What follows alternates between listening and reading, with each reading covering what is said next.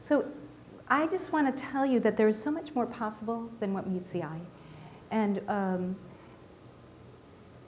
how I came to my work, and I should have started with this, but how I came to this work as a miraculous healer is that when I was a young girl, I was exposed to the atomic bomb.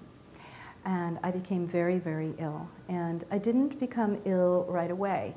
It was slow moving. And by the time I was 24, I was terminal.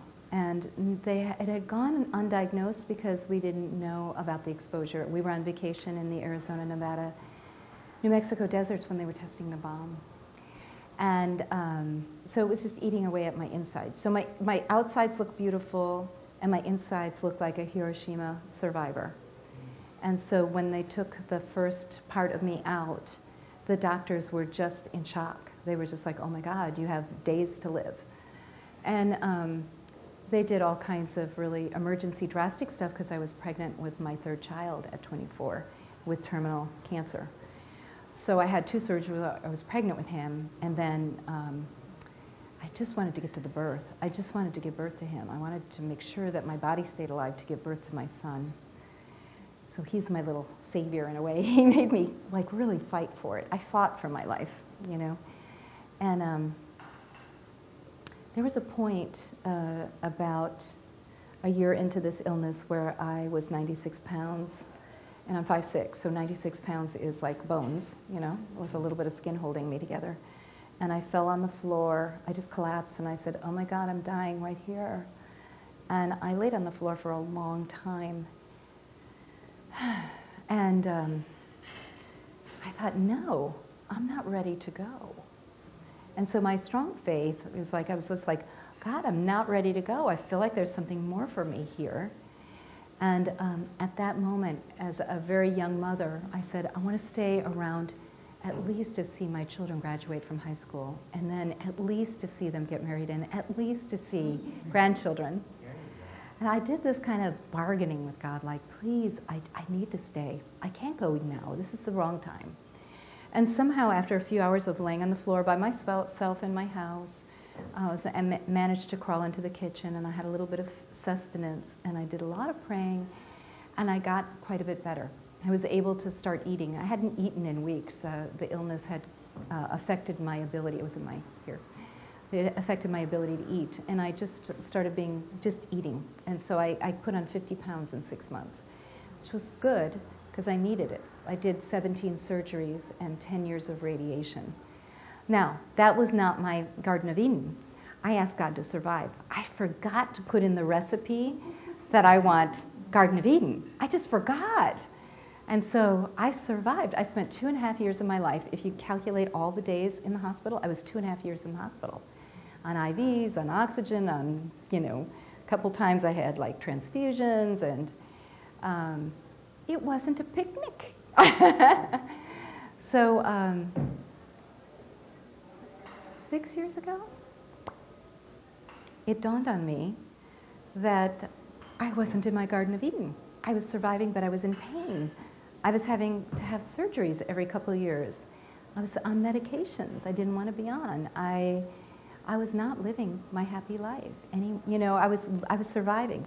And I had survived for like 20 years now at that point, and I wasn't feeling it. You know, I was like, okay, but this isn't a great life.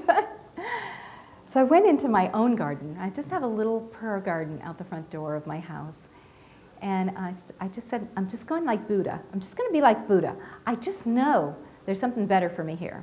So every day I went into my garden and I chanted. And that was what I was talking about. Gratitude raises your energy. But my way of raising my energy was chanting. So I'd spend like half an hour chanting. I had lived in India before, and I really had the chanting down. And that was like chanting to the God of love, the goddess of love. And so I'd get my energy like really blissed out. And I was like, woo, this is really good. And then I'd just sit there and I'd just ask God to show me what I needed to do next. And I'd get these great downloads about, oh my God, how are cells regenerated? God was like sending me pictures of how to fix myself, you know? And so after 2 weeks only, so for like 14 days in the garden, I emerged from the garden without pain. Now, this is huge because if you knew me back then, my friends often picked me up off the floor and brought me to the emergency room because I would pass out from the pain. I would be in so much pain for so long that I would just collapse, and it was a routine thing. The emergency room people knew me. They gave me 5 shots of morphine when I got in there within a half an hour. They had loaded me up with everything they could, wrapped me up in hot blankets, and they'd all come and console me. They go, "Oh, I'm so sorry, sweetheart, we love you. You know, you're going to be okay." You know, and they just like drug me to oblivion, and then I'd leave the emergency room the next day to carry on. So to emerge 2 weeks only of meditating and to emerge myself from the garden with zero pain was an absolute miracle for me. And in those preceding weeks, I managed to actually cure myself of asthma. I had been hit by a car walking in the neighborhood a few years, like 10 years ago, and they said I would never walk normal, and I bet none of you even know this in here, but I was broken all the way down my right side.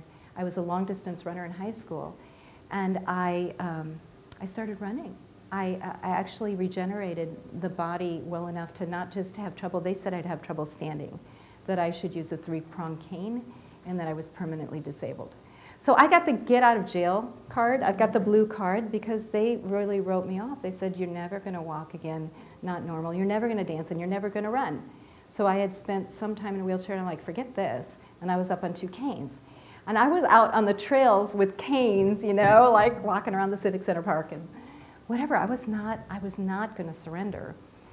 But this was an absolute miracle. Last summer, I was running 30 miles a week. You know, just from you're never going to walk again, you're never going to dance again, get used to, you know, I just don't believe that. And that's how I got to where I am now, which is teaching about miraculous healings. And all the things that I teach are things that I've done on myself. So I'm the grand experiment. I am my own science experiment. I'm like, oh, I wonder if that'll work. Oh, I'm going to tweet that. So that's how I came to the work. And then, of course, there's always that there's always that element of money that if you are in the hospital and then you have to recover, then whatever you've built up goes bye-bye. And so you don't have it again, and you have to keep generating.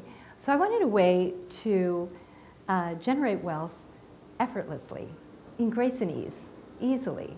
Just, you know, turn on my magnets and let them roar.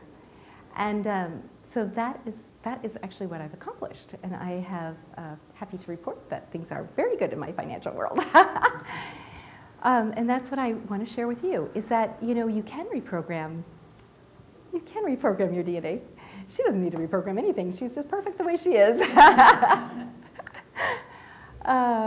you can reprogram your DNA. You can get better. I mean, if you have an illness, listen, it's not the end of the world. You can get better. You can get better. If you have an emotional illness, if you have a love illness, if you have a spiritual illness, you can get better. A lot of times people don't realize that problems in their money space is a spiritual illness. It's a spiritual illness. So we gotta actually treat the illness. And it's not really treating, it's actually like bringing it back up to where it could be, where the possibility was. And you know, I'm gonna say one more thing. We're gonna take a little short break. I know people can get out. This is our room. So if you guys wanna be out there and cool off a little, feel free to do that. Or maybe I'm just warm, I don't know. It's warmer out there. I'm very warm here, so. I don't know. Ask Tommy if that's okay. That's a good idea right now because the Okay. It's Yeah. not cooler out. Yeah, I actually think it's nice and cool out there now. I can feel a little bit. Okay, what was I saying? Who remembers what I just said? I wanted to tell you something else. Creating break. Just before about to take a break, I was going to say another thing. Your bank account. Generating wealth effortlessly. Effortlessly, easily. Spiritual illness, thank you, that's what it is. And so we really need to look at what's going on in our spiritual body. And the thing I love about the work that I do is, you know, first of all, I have so many doctors that come to me for healings because they know that Western medicine is limited. There's about 25% that they understand, and then it's a guessing game. But with the miraculous healing work that we do, we get to all points. We get to the spiritual, emotional, mental, and physical. And we really can do a much, much deeper evaluation on what's up. And I don't evaluate and leave people alone. We fix everything we find. And so people get better. And their money life gets better, their love life gets better, their health gets better. It all gets better all at once. So.